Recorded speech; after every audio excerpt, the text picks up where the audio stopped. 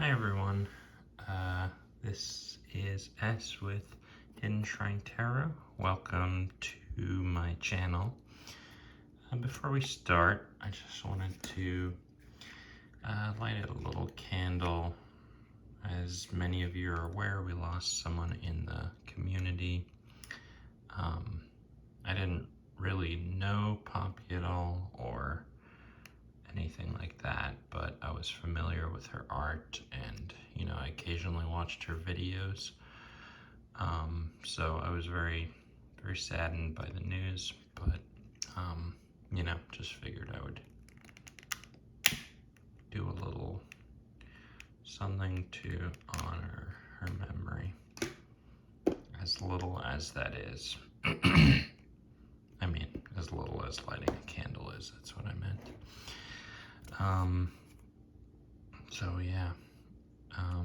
Yeah, it's been a pretty intense week, I guess, for a lot of people in the world.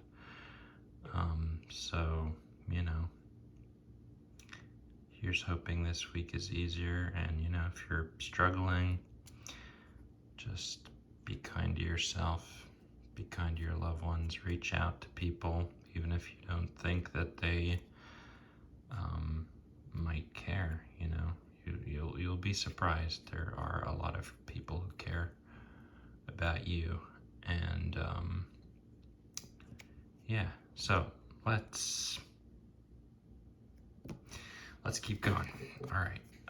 So I want to talk about this past week's my cards or decks rather that I used this past week, and talk about my plans for the coming week. I also have a bit of a I don't know if I'm getting a sinus infection. I get those with bad allergies sometimes, or a lot of stress, so I feel like that's happening. So I got a little bit of tea over here that is way too hot to drink right now, so remind me to drink that halfway through the video. Okay, so let's talk a little bit about the decks I used this week. So like I said, this week was pretty crazy, pretty intense. I teach, so I was in a school environment this week, so that was, and also it was finals week, so that was crazy.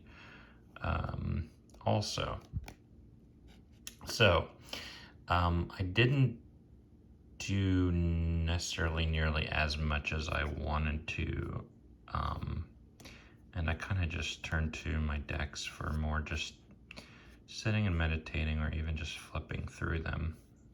That was more what this week looked like for me. And I didn't use nearly as many of the decks as I thought I was going to, but that's cool, that's fine. Mostly Woodland Wardens, which I just posted a video on yesterday. I'll leave the link, I think, up here. I think I know how to do that now, so I'll do that in case you want to hear me sort of gush about this deck. It is total masterpiece, and just very clear, very beautiful, and very just good. I feel like that's going to be one of my sort of just always on the table decks. So needless to say, I'm going to throw that in the mix again next week, or this coming week, I should say. The other deck I worked with quite a bit was my Terra Volatile, which I'm still wanting to make a video about. I'm going to get there. I just watched Krista's video on it, and I have Venus and Virtue's video on queue, even though she made that one first and she's the one who told me about it. Part of me was like, oh, I want to save this until I'm like done making my video on it, just to see how different my choices were. Because weirdly, a lot of my choices were similar to Krista's when I was sort of picking out the cards I wanted to put in my deck. And there's one or two, I'm just gonna say it right now, I don't know, I currently have the alternate for the Fool in there, the Fooless. And I really don't know, I haven't drawn the Fool yet, surprisingly, because that seems to be a card that comes up quite a lot for me. These are my extra ones up here. But anyway, I'll talk more about that some other time. Yeah, so I was using that a bunch. That's also one that I just feel like is going to enter my just always available rotation. I feel like every time I work with it, it's clear. It's serious, but it's not like, it's not mean, I guess. Yeah, I don't know. It's like a, it kind of makes me think of, what was that book? To Kill a Mockingbird, Boo Radley, how he was kind of scary, but, you know, he was actually just very, very good kind of person. Unless I'm like totally messing up the story in my head, but I'm pretty sure. Anyway, that's Terra Volatile's pretty much Boo Radley. We'll just say that. Okay. The Trionfi della Luna. I was so excited to use this, and I didn't pick it up at all this week. I don't know. It just didn't happen, because I was looking at mostly these two and also my Brian Froud Fairies Oracle, which again, just the images are so delightful, and I was reading through the book a little bit, which is such, look at this, it's a hardcover, it's so nice. It's got some, oops, this bag. Krista made that bag, if you don't know that already. But yeah, it's really cool. It has the images, but in this sort of monochrome, but not gray. It's in this blue, which looks really cool. Looks fancier than just sort of grayscale, even though really it's grayscale with blue ink, but still looks good. Yeah, so I've really been enjoying getting to know this deck more, and also one of the ones that are just going to enter my permanent rotation, I believe, but I'll mention it anyway. So I'm going to keep working with that book and that. So I really do want to use this more this week. I might put the Terra Volatile aside this week and sort of when I would want to use that, try out the Trionfi. Because that is very new to my library. Okay. And then also, last week I started reading the book. I need to get a little bag for this one, because I love the large books that Llewellyn gives you. Like, these are so nice. And look at this. This is full color. It's so awesome. This book is so cool. But like, these large boxes, as nice as they are, get out of here. They take up so much space, and they're just, yeah, like I don't want this on my table. I want to put this on my bookshelf and have this in a little bag. So I'm gonna be looking out for a bag for this, but this is a deck I've been wanting, because I found out that the artist of the Oak Ashen Thorn and the Smoke Ashen Ember, he illustrated a cat tarot deck. And if you know anything, you know I love cats, and I really love this artist's work. His name is Adam Eulers. I just found him on Instagram too, which is awesome. So pretty psyched about that. But this deck is so cool. It's so beautiful. It's whimsical, but like you could also see it's pretty serious. Just really, really cool deck. So I've been starting to read that. So I might as well say that is my first entry for the week. I really need to get a little bag for that. Maybe like a dark, I don't know, like a dark purplish would be cool, or like dark navy blue or something. So that's my first one for the week, I will say. Oh, that and the Triumphi. Whoops, what was that?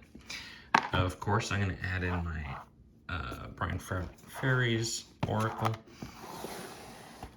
And I'm going to keep the Woodland Wardens close, just because, why not? That one's really nice for just like a daily single draw. Okay, now, there's 3 others that I'm going to throw in for the week. First, let me move these a little. Get out of here. All right, first, I'm going to go with the old tried and true Centennial Edition. So, yeah, I mean, obviously. So I didn't learn with the Centennial Edition. I learned with it's back in my library. I learned with the regular Rider deck. That's sort of that slightly bigger. It's extremely yellow. And the copy I have, I think, was published in like the late 70s. So it's still in pretty good condition, but like you can definitely tell that it's been around for a couple decades. So a couple months ago, I decided I would like one that has more subtle, you know, because the yellows on that are intense. So, you know, I got myself this copy here. So I haven't worked with the Smith-Waite in a couple weeks. So I wanted to throw this tried and true back in the mix for the week. You know, because I use this so much for like a long time. Well, not the Centennial, the regular Rider. I used it for such a long time, so plus a couple months, really, I've been trying to focus more on other systems and that sort of thing. But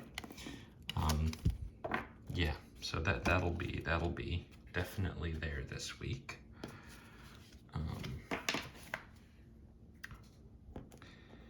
Next, let's see. Next is one that, so remember last week I talked about the Crow Tarot, and I'm definitely going to rehome that. Okay, well here's another one that I'm strongly thinking of rehoming, but I want to give it one last try. It's the Tarot of the Divine. I know a lot of people love this deck.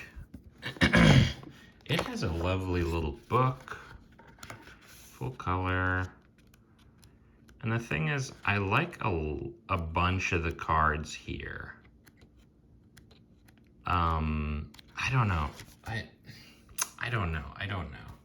See, you'd think this would be the perfect deck for me because I love nature-y stuff and folklore and mythology. That's my jam.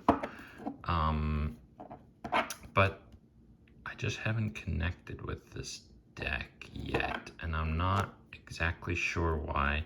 Because I even, you know, I really like the art. It's beautiful, but something about it just feels a little bit, I don't want to say dead, but You know, it might just be the fact that, like, look, these drawings, paintings, whatever they are super cool. Look at them. They are super cool. That's not, can't really deny that. Queen of Wands. And it has a specific style. I think I put all the cards I love over here, like this. I love the Tower. You got Rapunzel. Although I'm not really sure how well Rapunzel works with the Tower, besides the fact that she is captured in one.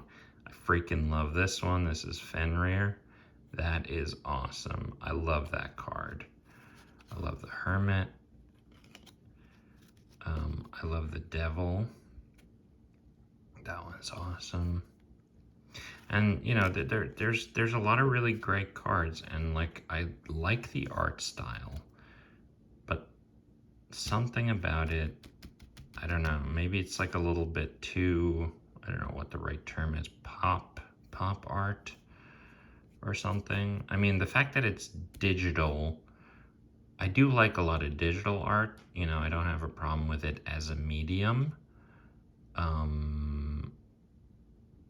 Besides the fact that, you know, people can sort of just crank out stuff and, you know, blah, blah, blah. I'm not saying that's the case here, because, you know, clearly you have a lot of detail, a lot of care and love went into these.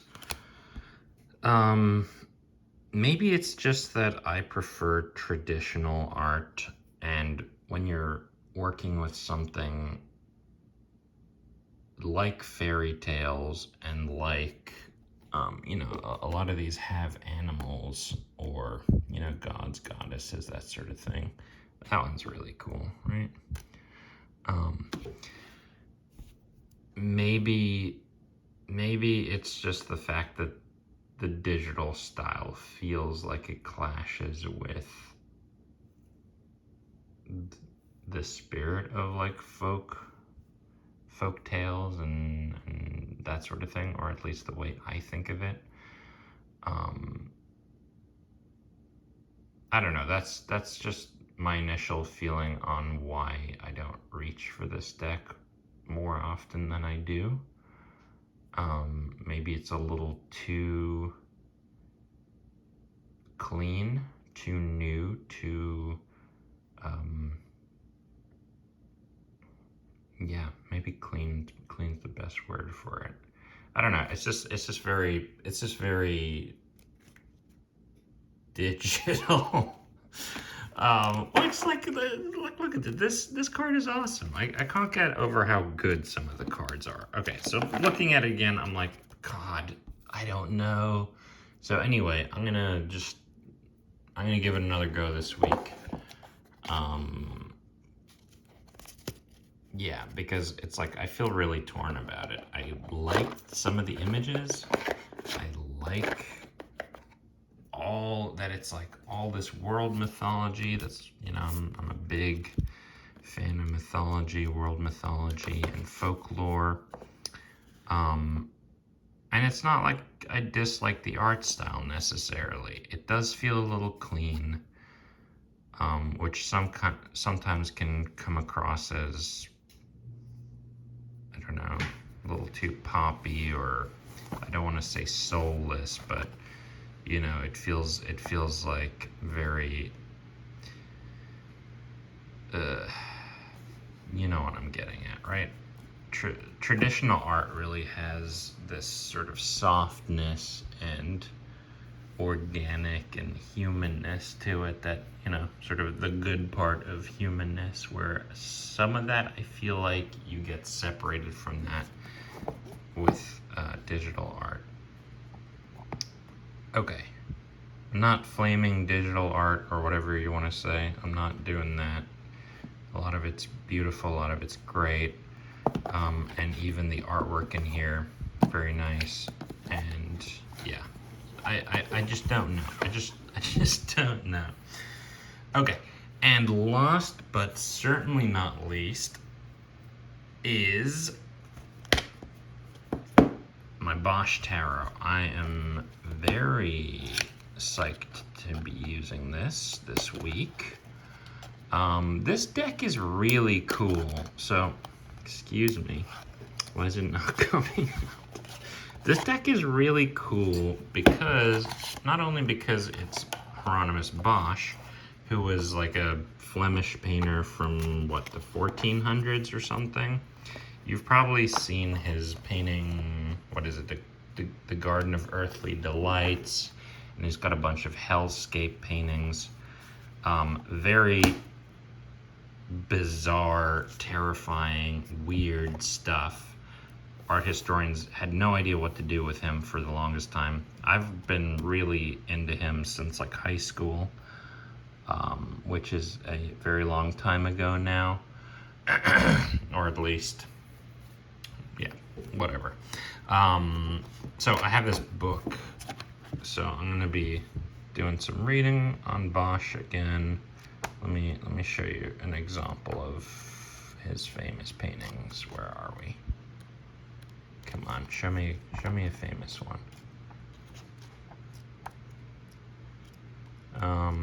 But yeah, he did a lot of like apocalyptic stuff. Like look at this dude and like nun or something on a fish. And a lot of his buildings are based on the tools, like alchemical tools and that sort of thing. Come on, where are you? So there's a lot of that going in there. Okay, so you might recognize some of this stuff, right? I'm still trying to find the Garden of Earthly Delights or whatever it's called. Okay, I'm just getting annoyed. Well, here's a zoom up of the Garden of Earthly Delights. This is sort of the hell section, but yeah, very bizarre, crazy, horrifying, and kind of beautiful in some ways. Just like, what in the world? Yeah, so art historians didn't really know what to do with him. I think they probably still don't, but I haven't really read up on any of that in a while.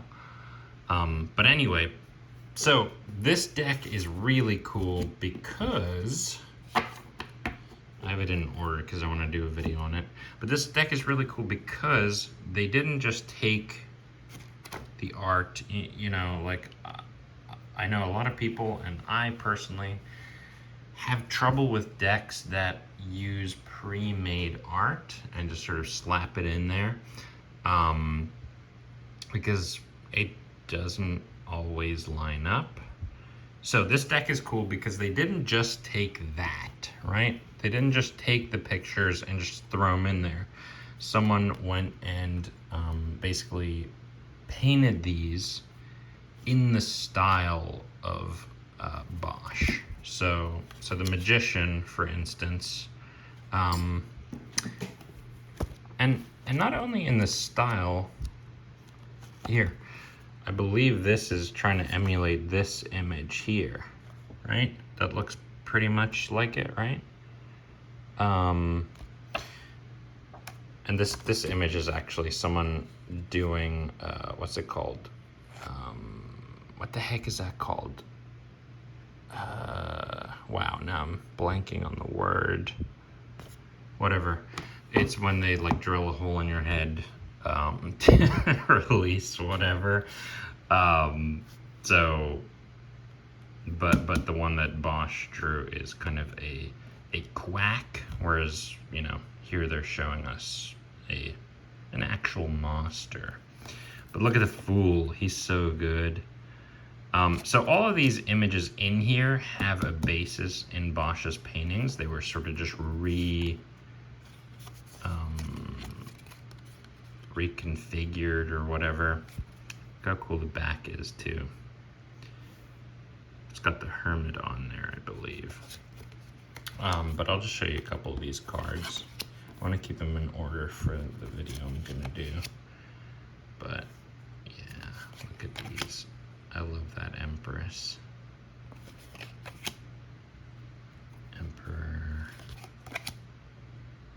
Hierophant, the Lovers, look how great that is. The Chariot is insane, and very much Hieronymus Bosch. Oh yeah, here's the Hermit. I love that. I love that. And like this one here, I know what painting this is from. There's a painting that has an owl, and there's like a bunch of, it doesn't have a wheel under it. So here you can see how the artist, what's his name? Does it say on here? A. Atanasov. Cool. He just reconfigured things basically. Yeah, so very psyched to work some more with this deck and just revisit my love of Hieronymus Bosch. But yeah, it is a pretty bizarre, and I wouldn't really call it dark personally. I've seen some reviews where people are like, ooh, this is really, you know, I don't know. I just don't feel that way about Bosch, because I think a lot of his art was kind of playful and also, I think, intentionally subversive. You know, he was painting during a time where you were basically only supposed to be making like religious art or whatever. So he did that, but he sort of did whatever the heck he wanted to do within that. And I think there's a lot of like tongue-in-cheek and yeah, I guess the best word is subversion in there of, you know, I have to do it within these lines, well, I'm gonna go nuts. And there's definitely a lot of alchemical and esoteric stuff going on in here that, you know, that I don't know, I guess I just really respect Bosch. And I also think his imagination, or whatever it was just really impressive and really,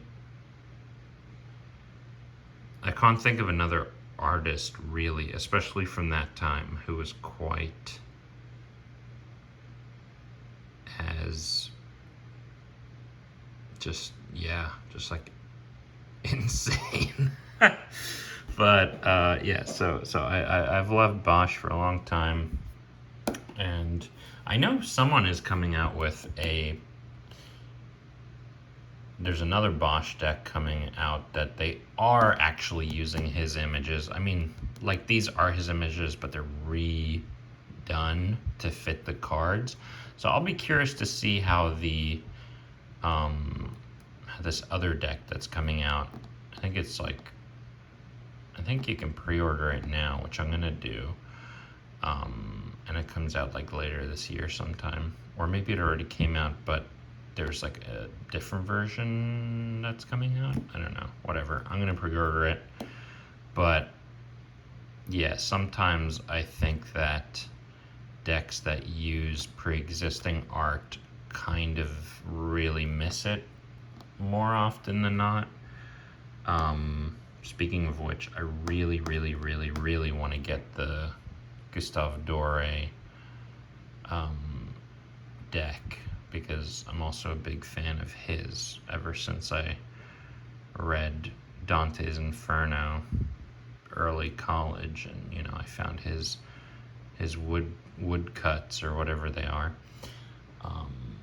Yeah, that deck does look really impressive, and the images I've seen seem to match the cards very well. But again, who knows what it looks like when you get to the,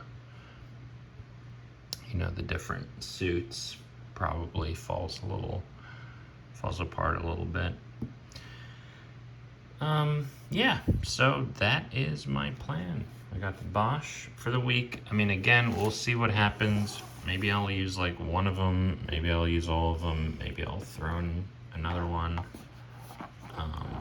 But yeah, definitely gonna use the Bosch, Terror the Divine, Triumphi, and probably the Soul Cats. And then, you know, I'll just have these, and also my Smith-Waite deck. Yeah, so let me know what you guys think. Have you used any of these? What does everyone think about the Tarot Divine? Or at least anyone who watches my videos. I'm not sure. I know a lot of people love this deck. So, you know, that's probably why well, that's not why, but it's like, I could see why people love it, because I love certain qualities about it, but as a whole, there's something that hasn't connected. So I'm gonna work with it this week. Maybe it'll click. I don't know. Maybe I just need to like let go of whatever I'm thinking about it and just start fresh and see what happens. I'll probably do that if I can manage to do that. Yeah. So let me know what you guys think. You know, subscribe. I'm gonna do some more videos this week, I think. I'm not sure what the week has in store yet.